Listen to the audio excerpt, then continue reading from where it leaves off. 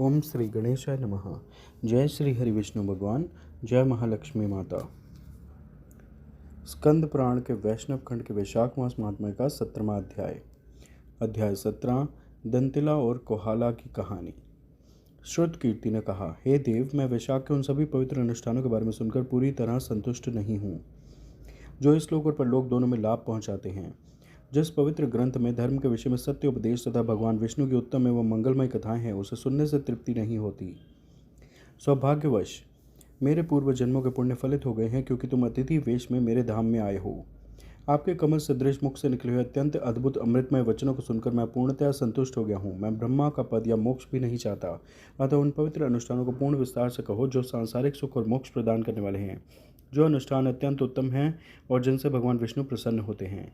राजा के द्वारा पहले ऐसा कहे जाने पर महायशस्वी श्रुतदेव मन में प्रसन्न हुए और पुनः शुभ पवित्र अनुष्ठान कहने लगे। श्रुतदेव ने कहा, हे राजन, मैं तुम्हें पापों का नाश करने वाली कथा सुनाता हूँ। इसमें वैशाख मास के व्रत का विधान है, जिसकी चर्चा मुनियों ने बार बार की है। पाणपा के तट पर शंख नाम का एक बहुत ही प्रतिष्ठित ब्राह्मण रहता था।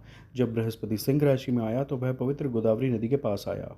पवित्र भीमरथी को पार करके वह कंटकचल वन में पहुंचा। यह स्थान लोगों और पानी से रहित था।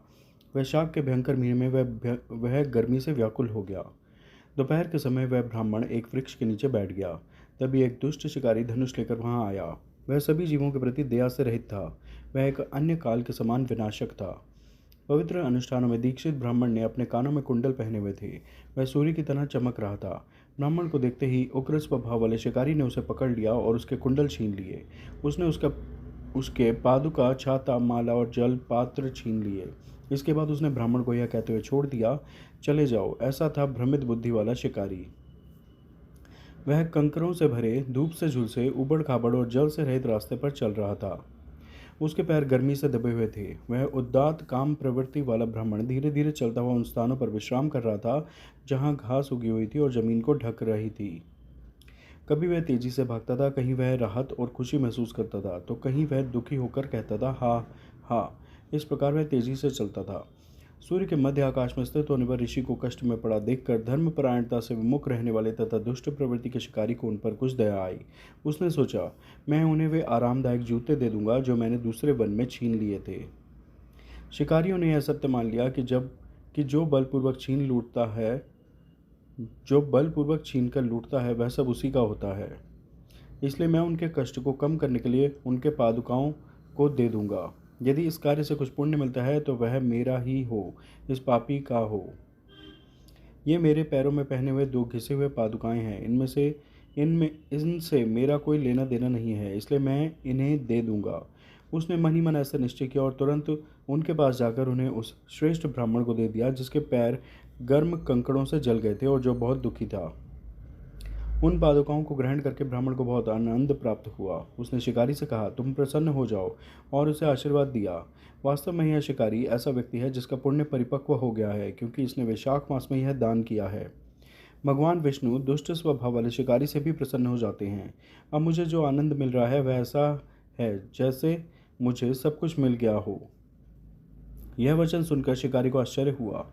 उसने विद्वान, धर्मपरायण ब्रह्मवेत्ता ब्राह्मण से पुनः कहा, जो तुम्हारा है वह तुम्हें दे दिया गया है, वह मेरे लिए कैसे पुण्यदायी हो सकता है। तुम वैशाख की स्तुति करते हो और कहते हो, हरि प्रसन्न होते हैं।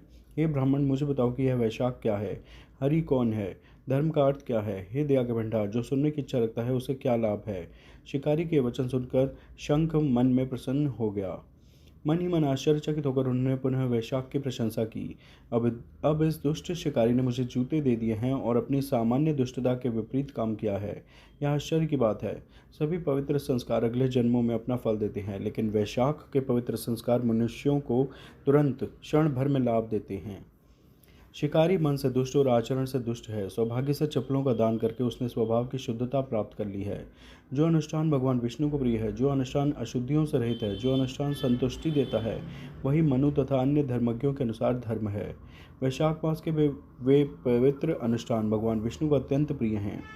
केशव जी सभी प्रकार के दान, तपस्या और महान यज्ञों से उतने संतुष्ट नहीं होते जितने वे वैशाख मास के पवित्र अनुष्ठानों से होते हैं।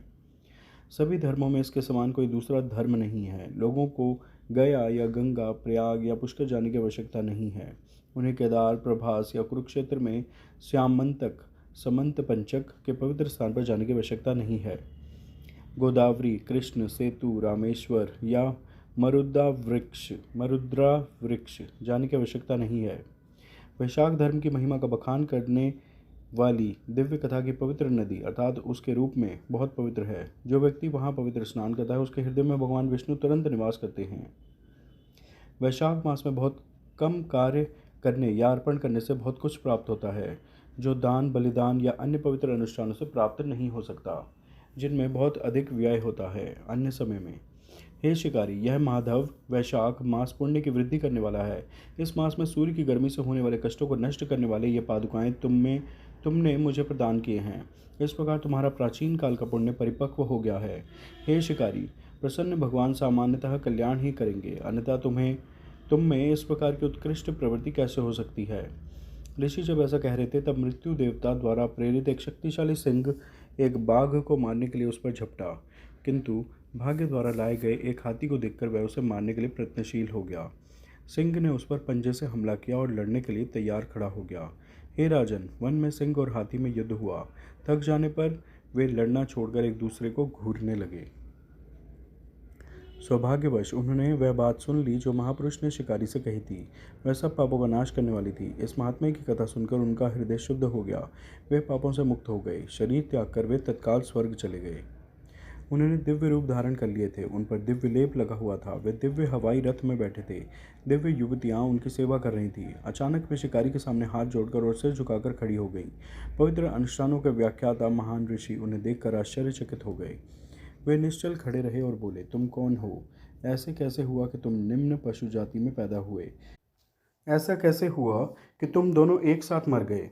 बिना किसी स्पष्ट कारण के तुम एक दूसरे को मारने की कोशिश में लगे हुए थे। हे पापहीनों, इन सब बातों का विस्तार से वर्णन करो। ऋषि के इस प्रकार पूछने पर उन्होंने इस प्रकार उत्तर दिया, हम ऋषि मतंग के पुत्र हैं, जिन्हें दंतिल और कोहल कहा जाता है। यह एक श्राप के कारण था कि दंतिल और कोहल का पुनर्जन्म सिंह आदि के रूप में हुआ था। हम सुंदर आकृति वाले तथा यौवन की अवस्था में थे। हम सभी विद्याओं में पारंगत थे। हमारे पिता मतंग नामक ब्रह्म ऋषि धर्म के विशेषज्ञ तथा सभी पवित्र कर्मों में श्रेष्ठ थे। उन्होंने हमसे कहा था, हे मेरे पुत्रों, मधुसूदन को प्रिय वैशाख मास में मार्ग में निःशुल्क जल के कुंड बनवाओ। लोगों को थोड़ी देर पंखा झलना, मार्ग में छाया बनाना, प्रचुर भोजन तथा शीतल जल देना, प्रातःकाल स्नान करना तथा भगवान का पूजन करना, नियमित रूप से भगवान की कथा सुनना, जिससे संसार का बंधन समाप्त हो जाएगा। इस प्रकार की अनेक प्रकार की सलाहें दी गई। फिर भी हम दुष्ट थे। मैं दंतिल क्रोधित हो गया। कोहाला नामक यह व्यक्ति मुझसे भी अधिक क्रोधित हो गया और अभिमानी भी हो गया। हमारे पिता, जो अत्यंत धर्मनिष्ठ थे, क्रोधित हो गए और उन्होंने हमें शाप दे दिया। उन्होंने यह कहा कि जो पुत्र धर्म से विमुख हो, जो पत्नी अप्रिय बोलती हो तथा जो राजा वैदिक विद्या और ब्राह्मणों से विमुख हो, इन दोनों को तुरंत त्याग देना चाहिए, अन्यथा वह गिर जाएगा। जो लोग शीलहीनता या धनु लोलुपता के कारण इनका संग करते हैं, वे नरक में जाते हैं और वहाँ 14 इंद्रों एक मनवंतर तक रहते हैं। इसलिए उन्होंने हम अभिमान और क्रोध से अभिभूत लोगों को शाप दे दिया। उन्होंने कहा, यह दंतिल जो क्रोधित हो गया है और क्रोध में बह गया है, शेर के रूप में जन्म लेगा। अभिमानी कोहाला रंजित अवस्था में एक बड़ा हाथी होगा। बाद में हमने पश्चाताप किया और मुक्ति के लिए प्रार्थना की। हमारे द्वारा विनती करने पर हमारे पिता ने हमें शाप से मुक्ति प्रदान की। तुम लोग निम्न योनियों में जन्म लोगे। कुछ समय बीतने पर तुम लोग आपस में मिलोगे और एक दूसरे को मारना चाहोगे। उसी समय एक शिकारी और शंख का वार्तालाप तुम्हारे कानों में पड़ेगा। क्षण भर में ही तुम मुक्त हो जाओगे। हे मेरे पुत्रों, अपने मोक्ष के पश्चात अपने पूर्व जन्मों को प्राप्त करके मेरे पास लौट आओ और मेरे साथ रहो। मेरी बातें अन्यथा नहीं होंगी। इस प्रकार हम दोनों दुष्टों को हमारे पिता ने शाप दिया। हम निम्न पशु योनि में जन्मे, सौभाग्य से एक दूसरे से मिले, एक दूसरे को मारने की इच्छा हुई और तुम्हारा उत्तम तथा मंगलमय वार्तालाप सुना। इससे हम तत्काल मुक्त हो गए। इस प्रकार उन्होंने सब बातें कह सुनाई। महर्षि को प्रणाम किया और उनसे विदा ली। उनकी आज्ञा पाकर वे उनके पिता के पास गए।